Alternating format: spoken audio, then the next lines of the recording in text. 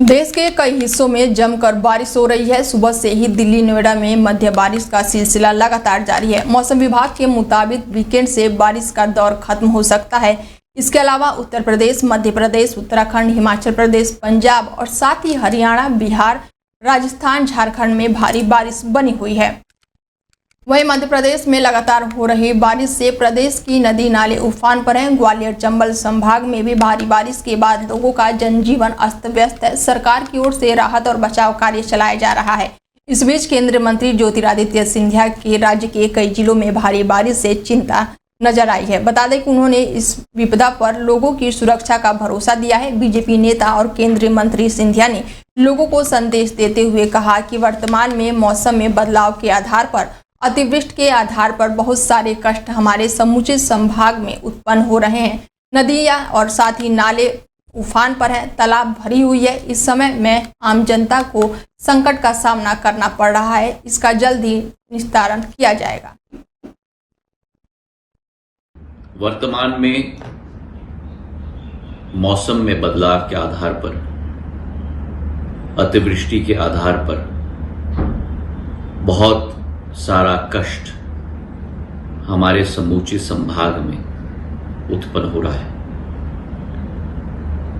नदियां उफान पर हैं, तालाब भरी हुई हैं और इस समय में आम जन को संकट का सामना करना पड़ रहा है।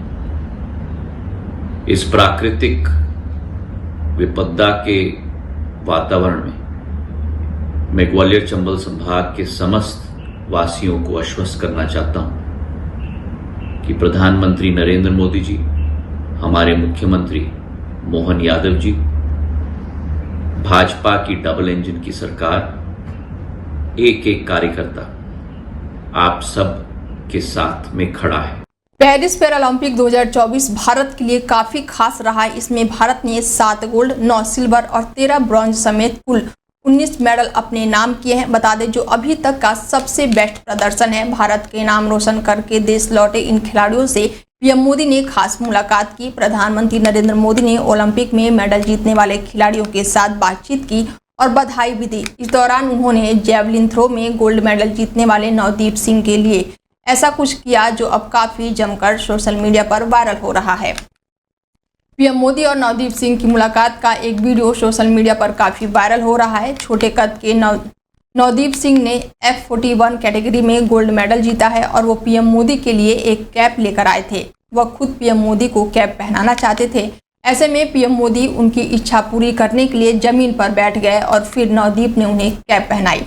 इसके अलावा पीएम मोदी ने नवदीप सिंह को अपना ऑटोग्राफ भी दिया।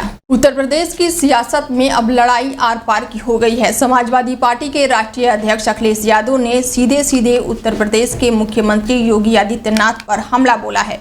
अखिलेश यादव ने कहा है कि मठाधीश और माफियों में ज्यादा फर्क नहीं होता। अखिलेश यादव के बयान को सीधे तौर पर सीएम योगी आदित्यनाथ पर हमला माना जा रहा है। दरअसल बीते दिनों प्रेस कॉन्फ्रेंस के दौरान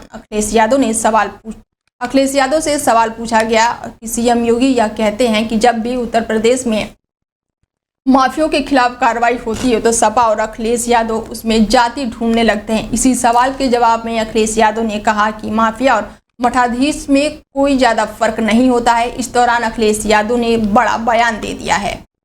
एक तरफ तो जहां ये लूट मची उत्तर प्रदेश में, वहीं अन्याय की सब सीमा टूट गई है। अभी हमें सुल्तानपुर के परिवार के सदस्य मिले जिनके बेटा इंजीनियर। कोई कल्पना कर सकता है आज के समय पर कि मुंह पर टेप लगा दिया जाए, हाथ पैर बांध दिए जाएं और पीट पीट करके उसकी जान ले ली जाए? क्या ये सुल्तानपुर की पहली घटना थी? इससे पहले भी इसी तरह की घटना हुई थी। अगर आपको याद हो कि भारतीय जनता पार्टी से संबंधित रखने वाले ने एक हत्या की थी वहीं पर। उत्तर प्रदेश में समाजवादी पार्टी के मुखिया अखिलेश यादव द्वारा सीएम योगी आदित्यनाथ पर कटाक्ष करते हुए मठाधीश और माफियों के गठजोड़ वाले बयान पर विवाद गहरा गया है। प्रदेश सरकार के मंत्री सहित तमाम बीजेपी के नेता और प्रवक्ताओं ने अखिलेश यादव के बयान की निंदा करते हुए जहां एक तरफ बयानों की संतों के खिलाफ बताया है, तो वहीं दूसरी ओर धर्म की नगरी काशी के संतों ने अखिलेश यादव के बयान की कड़ी आलोचना की है। अखिल भारतीय संत समिति के महामंत्री ने अखिलेश यादव को चेतावनी देते हुए उनके खिलाफ आंदोलन शुरू करने की बात तक कह डाली है। सपा के राष्ट्रीय अध्यक्ष अखिलेश यादव के मठाधीश और माफियों के गठजोड़ वाले बयान को लेकर काशी के पतालपुरी मठ के महंत बाबा बालक दास महाराज ने अखिलेश यादव पर कटाक्ष किया। उन्होंने कहा कि अखिलेश यादव का बयान बेहद ही निंदनीय है। संतों के प्रति जो घृणा करता है वो विनाश की ओर बढ़ता है। तो वहीं वाराणसी अखिल भारतीय संत समिति के महामंत्री स्वामी जितेंद्रनंद सरस्वती ने अखिलेश यादव के बयान को राजनीति के नीचता की प्रतिकाष्ठा कहा है। एक तरफ तो जहां ये लूट मची उत्तर प्रदेश में, वहीं अन्याय की सब सीमा टूट गई है। अभी हमें सुल्तानपुर के परिवार के सदस्य मिले जिनके बेटा इंजीनियर। कोई कल्पना कर सकता है आज के समय पर कि मुंह पर टेप लगा दिया जाए, हाथ पैर बांध दिए जाएं और पीट पीट करके उसकी जान ले ली जाए? क्या ये सुल्तानपुर की पहली घटना थी? इससे पहले भी इसी तरह की घटना हुई थी, अगर आपको याद हो। राजनीति के नीचता की पराकाष्ठा कही जा सकती है अखिलेश यादव के इस बयान को कि जिसने मठाधीश और माफिया की तुलना की है। एक राजनीति में दुष्चरित्र व्यक्तियों को अपना परिवार मानने वाले व्यक्ति से और अपेक्षा भी क्या की जा सकती है? सनातन धर्म से इतनी नफरत, हिंदू धर्माचार्यों से इतनी नफरत और नफरत की पराकाष्ठा सनातन धर्म से, ये डिसमेंटलिंग ऑफ ग्लोबल हिंदुत्व के ऑस्ट्रेलिया, ब्रिटेन आदि के कार्यक्रमों में भाग लेने का परिणाम है। देखिए, जिस प्रकार से अखिलेश यादव ने अभी एक बयान दिया है जिसमें उन्होंने संतों को टारगेट किया है, उन्होंने संतों को माफिया से जोड़ दिया है। मुझे लगता है कि अखिलेश यादव को माफिया के बारे में कुछ विशेष जानकारी है कि माफियाओं का काम क्या है। और क्योंकि अब उनको उनके जो अनुयायी थे, जो उनको पैसा देने वाले थे, जो वो पाल रखे थे, अतीक अहमद और अंसारी जैसे लोगों को आज उस दुनिया में नहीं है, जिन्होंने तांडव मचाया था, हजारों लोगों को बेकसूर मारा था, लाखों लोगों की जमीनें कब्जा करके, हजारों लोगों की जमीनें कब्जा करके बैठे। हरियाणा विधानसभा चुनाव को लेकर तैयारियां जोरों शोरों से चल रही हैं। सियासी पार्टियों द्वारा उम्मीदवारों के नामों के ऐलान के साथ साथ अपने अपने स्तर पर मतदाताओं को लुभाने में जुटी हुई है। बता दें, इस बीच भारतीय जनता पार्टी ने हरियाणा विधानसभा चुनाव में प्रचारकों की लिस्ट जारी कर दी है। इस लिस्ट में प्रधानमंत्री नरेंद्र मोदी के साथ साथ गृह मंत्री अमित शाह और रक्षा मंत्री राजनाथ सिंह समेत 40 नेताओं के नाम शामिल है। हरियाणा विधानसभा चुनाव के कारण गुरुवार को विधानसभा भंग कर दी गई है। नई सरकार के गठन होने तक राज्य के कार्यवाहक मुख्यमंत्री के तौर पर नायब सिंह सैनी जिम्मेदारी संभालेंगे। गौरतलब है कि 90 सीटों पर विधानसभा का चुनाव एक चरण में होने वाला है। चुनाव के लिए मतदान की प्रक्रिया 5 अक्टूबर को संपन्न होगी। वहीं नतीजों का ऐलान 8 अक्टूबर 2024 को किया जाएगा। हरियाणा विधानसभा का कार्यकाल 3 नवंबर 2024 को समाप्त होने वाला है। 1 नवंबर 1966 को पंजाब से अलग होकर राज्य का गठन हुआ था। बता दें, राज्य में विधानसभा की 90 सीटें हैं। बहुमत के लिए किसी भी राजनीतिक दल को कम से कम 46 विधायकों के समर्थन की जरूरत होती है। राज्य की 90 सीटों में से 17 सीटें अनुसूचित जाति के लिए सुरक्षित हैं। 17 सितंबर को देश के प्रधानमंत्री नरेंद्र मोदी का जन्मदिन है। प्रशंसक और समर्थक मोदी के जन्मदिन की खास तैयारियां कर रहे हैं। इसी क्रम में अजमेर में सूफी संत ख्वाजा मोइनुद्दीन हसन चिश्ती की दरगाह पर इंडियन मैनोरियन फाउंडेशन और चिश्ती फाउंडेशन की ओर से लंगर करने का निर्णय लिया गया है। इसके तहत दरगाह में मौजूदा दुनिया की सबसे बड़ी देग में 4000 किलो मीठे चावल पकाए जाएंगे। बता दें कि दरगाह में ख्वाजा गरीब नवाज के खादिम सैयद अफसान चिश्ती ने बताया कि प्रधानमंत्री नरेंद्र मोदी के जन्मदिन पर दरगाह में लंगर का आयोजन होगा। इसके लिए दरगाह में बड़ी देग में मीठे चावल बनाए जाएंगे। बड़ी देग में 500 सालों से केवल शाकाहारी भोजन ही पकाया जाता है। चिश्ती ने बताया है कि बड़ी देग में 4000 किलो चावल, शक्कर, देसी घी, केसर और मेवा से परंपरागत तरीके से मीठे चावल पकाए जाएंगे। उन्होंने बताया कि दरगाह में दुआ के बाद जैरीन और आसपास की बस्तियों में भी ये मीठे चावल भेजे जाएंगे। खादिम सैयद अफसान चिश्ती ने बताया है कि भारत के इतिहास में यह पहली बार होगा जब प्रधानमंत्री के लिए दरगाह में बड़ी देग पकाई जाएगी। साथ ही उन्होंने आगे ये भी कहा है कि दरगाह में मौजूदा बड़ी देग दुनिया का सबसे बड़ा बर्तन है। उन्होंने बताया है कि दरगाह में मौजूदा बड़ी और छोटी देग के अलावा लंगर खाने में मौजूदा देंगों में 2 सदियों से केवल शाकाहारी भोजन पकता आया है। उत्तर प्रदेश के नोएडा पुलिस ने इंस्टाग्राम पर हिरासत में वीडियो बनाकर शेयर करने वाले 2 लोगों को गिरफ्तार किया है। दोनों युवक सोशल मीडिया पर शेर और चीते के नाम से फेमस हैं। पुलिस ने शेर और चीता नाम के यूट्यूबर के साथ उनके साथियों के साथ गुरुवार को गिरफ्तार कर लिया। जिला अस्पताल में पुलिस हिरासत में शेर और चीते ने वीडियो बनाई थी। आए दिन शेर और चीता गाली देते हुए यूट्यूब और इंस्टाग्राम पर वीडियो अपलोड करते रहते हैं। सेक्टर 39 थाना पुलिस ने शेर और चीता और कृष्णापाल नाम के 3 यूट्यूबर को गिरफ्तार किया है। बता दें कि शेर, चीता और कृष्णपाल एक वीडियो से सोशल मीडिया पर वायरल हुए थे, जिसमें उन्होंने रोटी खाने के कंपटीशन का जिक्र किया था। एटा के मेडिकल कॉलेज में एक पति अपनी पत्नी को कंधे पर लाद कर इलाज के लिए ओपीडी तक ले जाने की शर्मनाक साथ ही शर्मसार कर देने वाली तस्वीर सामने आई थी। वहीं खबरों पर मेडिकल कॉलेज की प्राचार्य रजनी पटेल ने तत्काल संज्ञान लिया। प्राचार्य रजनी पटेल तत्काल मेडिकल कॉलेज पहुंची और गेट पर पहुंचते ही लापरवाह कर्मचारियों को जमकर फटकार लगाई, जिसके बाद मेडिकल कॉलेज में हड़कंप मच गया।